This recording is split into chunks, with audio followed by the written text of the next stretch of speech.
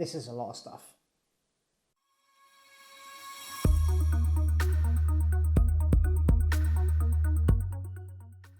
Hi everyone, my name is Robert Mizen, and in today's video we are going to take all this stuff that we have on the table in front of me and we're going to put it into a new case.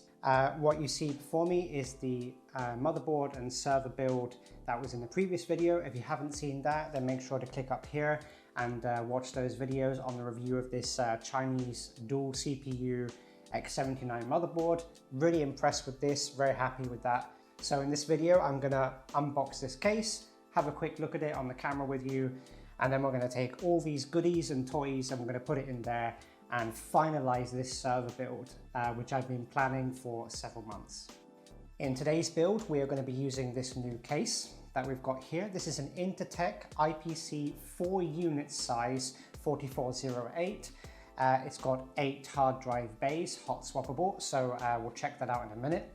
We have a Revolt Pro Fantex 1000 watt power unit. This was actually my PC case, which I had originally put in there for that, but this Chinese dual CPU X79 motherboard requires 2 CPU power cables because it's got 2 CPUs. So I had to actually take that out anyway until I can get another power unit to go into my desktop PC, but this works great anyway. 128 gig of RAM and dual 2660s. We have 2 Noctua fans. These are going to replace the stock fans that inevitably come with most cases, which will be terrible, I imagine. Behind the fans, we have 4 4TB Seagate Iron Wolf NAS drives, leaving 4 hard drive bays free for further expansion. These are not cheap. The SSD contains Proxmox, which was backed up from my original Proxmox installation. If you haven't seen what that original kind of home lab setup looked like, I'll pop a video up here so you can check that out. It was based on a small recycled desktop. This is a pretty big upgrade for that. We have a Thermaltake fan hub here.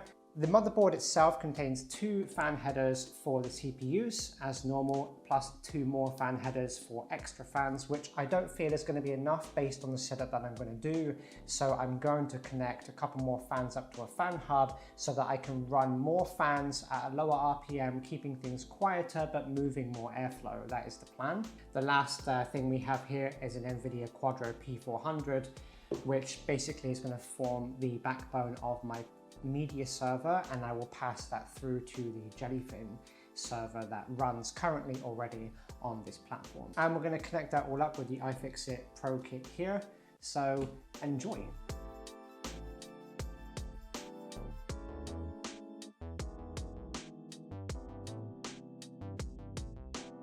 So this is the InterTech 4408 4-unit size server chassis.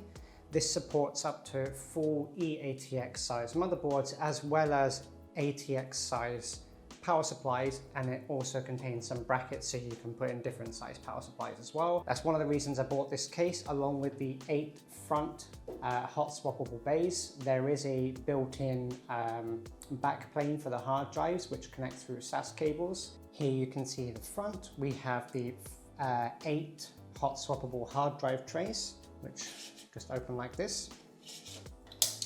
We also have the front I/O, which contains a power button, reset button, activity LED indicators, as well as some USB 3 ports at the front, a couple of handles for sliding it in and out, as well as the rack hole mounts necessary to put this into a server rack. The back of the case contains the slot for the full ATX power supply, 2 80mm fan mounts at the back, including some stock fans, which I'm going to replace, as well as a full range of ports for PCI Express and the I/O Shield slot. As you can see, it looks like a pretty standard back that you would expect on a normal desktop. On the top of the case, we have 2 buttons as well as some screws to put this all down, but I've taken the screws out already. So you press the 2 buttons and then slide the top open. Revealing the inside of the case, you can see the 2 fans here, as well as the accessory bag, which contains mounts for different size power units so that you can mount power units securely, as well as a bunch of standoff screws and other things like that. The front connector for the USB 3 ports and the front I/O connectors there as well. As you can see here, we have the back plane for the 8 hard drive bays. They are split into 2. So we have 2 SAS connectors there, 80, 87 standard, I believe. They are connected to sets of 4 hard drives each. And on the back plane, what looks like Molex connectors, hard drive bays, pretty standard. They have the mounting holes on the side as well as mounting holes underneath. And lastly, I don't know if you can see it so well on the camera, but underneath here we have a SSD mounting tray. So that's really helpful, so you don't have to use one of these bays for the core operating system. I can mount the SSD into there and then put the storage drives up in here. With an overview of the case complete, now we can put all of the components inside of the case and get this thing mounted up. Enjoy the montage.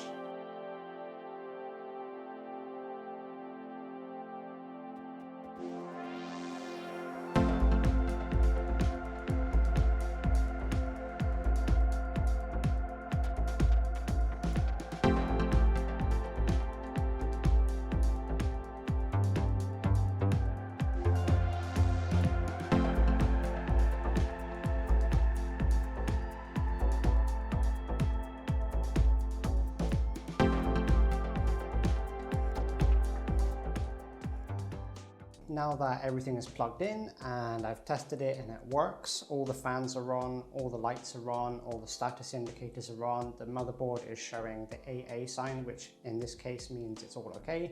This was quite a difficult case to build in. The cable management is going to need some work. Before I do anything with the cable management, I'm going to run the server through some tests to make sure that everything is connected properly and I'm getting the right performance. Where the position of the SATA connectors are means it goes underneath the front section of the case, which is where the hard drives are.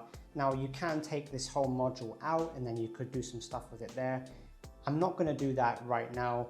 I do plan on adding some extra fans on the front of this case to increase the airflow. Like I said, this case was quite difficult, although I'm very happy to finally get this server in here. One other thing to note about this case was that the fans are positioned right next to each other, which is normal in most cases, but if you want to attach the Noctua insulating pads there to reduce the vibrations and noise, it makes it slightly tight, so you have to kind of put them in loose and then screw them in together, so that way they kind of press against each other. But they're on right now. I can feel the air coming out of it. Right now it's cool. Once these 2660s start going, it won't be so cool, but some extra fans in here is going to help a lot. I hope you enjoyed the video more than I enjoyed building in this case, that's for sure. This was a real pain in the ass, but everything works, so I'm happy.